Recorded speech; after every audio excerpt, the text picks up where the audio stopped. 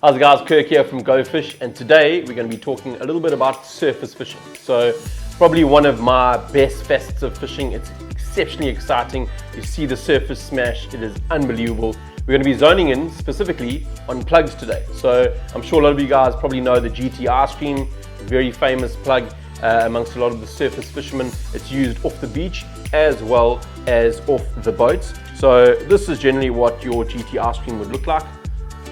There he is there. Now, the biggest difference between plugs is in the nose. So this plug here specifically, you see how it's tapered inwards towards the center pin here where you would connect your split ring and swivel, and that would obviously be connected to your main line. This is a needle nose plug. So you get a needle nose and then you get what's called a chisel nose. So you can see two completely different noses on those plugs.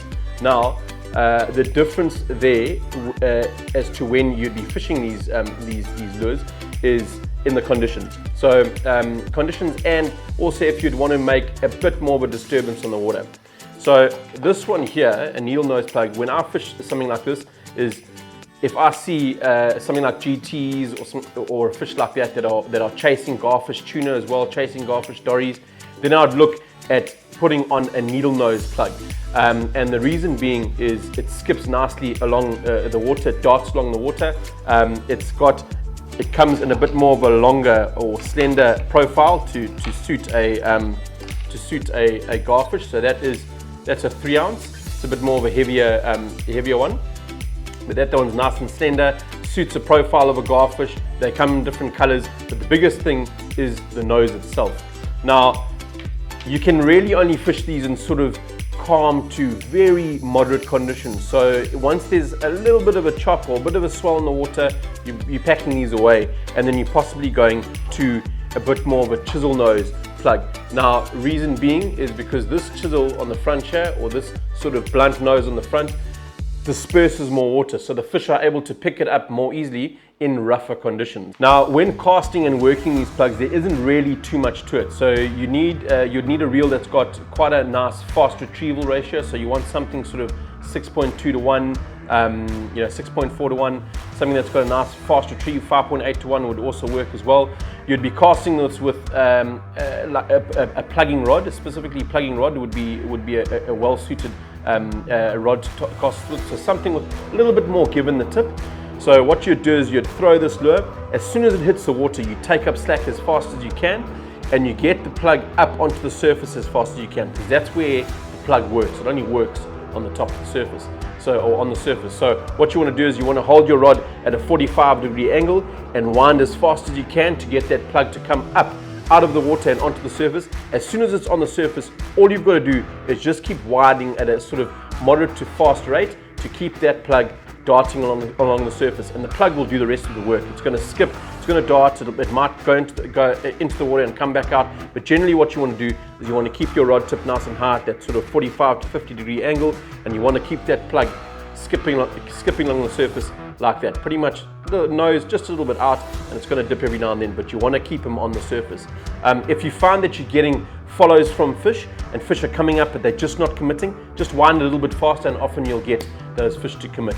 Now you can see the way the plug's rigged here at the back. It's got a stinger hook, or what we call a stinger hook at the back, and that hook is going to be going pretty much all over the place when you're reeling it. But generally the reason why they put that stinger hook on there is fish like GTs and tuna and that sort of thing come up and they actually engulf a bit of water when they're coming up after the bait. So you'll see on a GT especially, he's got a bucket mouth, so he sucks whatever prey and whatever lure is in its vicinity and that he's attacking and chasing, he sucks it in, and he actually sucks water in. So what that's going to do is obviously that hook, generally the theory behind it is that the hook's going to get sucked in first and you're going to go tight with the fish.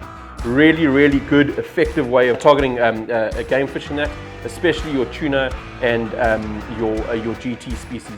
Very, very, very good lure. So you can see this one's got quite a few nice war wounds on it. And the tuna especially love that lure in areas like Mozambique and that sort of thing. I'm generally casting this with a 60-pound braid, maybe a sort of 8 to 10,000 size reel, and then I've got I specifically use a Kingfisher plugging 8-foot rod. I really find that the blank on that rod is awesome. It's ideal for this lure. And the great thing about plugs, and something that's exceptionally important, especially if you're casting, I suppose, both off the sand and off the boat, is generally the oak that is able to cast the furthest and get the lure into the zone. But generally the guy that's casting the furthest is going to get the bite, because you're working more area of water. You're getting to spots where possibly someone with a popper might not be able to cast that far. And generally what we've found, especially in areas like Mozambique, but it'll be anywhere you fish, if there's an oak that's got a plug, he often goes on first, because he's able to get that plug maybe 10-15 meters further than what you would with a popper or another lure or a stick bait or something like that. They cast extremely far, rigged with the right rod and reel and braid setup. You're going to be casting this thing miles. It's absolutely deadly option when you're targeting game fish. So give it a go. My advice, if you're going to get a plug, I'd say get two. You have to have a chisel nose and you have to have a needle nose, and then obviously your weight is the most important thing when you cast it. So you've got to pick the correct weight for the fish that you guys are targeting and the places that you're going to be fishing. If you're on the beach, you probably want maybe like a 3-ounce plug, so you can get it out there depending on the stick you're casting it with. If you're going for something like smaller fish, maybe bluefins and that off the beach, and you're casting with maybe 11-foot setup, you probably want to go for like maybe a 1.5-ounce plug. And then off the boats and that sort of thing, we're using anything from a 2 to a 3, sometimes a 4 ounce, but generally 2 to 3 ounces where we sort of setting ourselves with regards to plugs off the boat. So on the colors of plugs, you can get pink, blue, pearl, see-through, green, and generally for me, when it comes to a surface lure, your profile and your action trumps color. But if you really want to get fussy, the guys generally swear by your clears and your pearls and pinks. Those are kind of the colors you'll see in every Oaks tackle box. So if I had to choose 3 colors, I'd go for a pearl option. I'd probably go for a clear, maybe off-color clear, maybe like a sort of grey clear, or maybe sort of a clear green or something like that, or clear blue.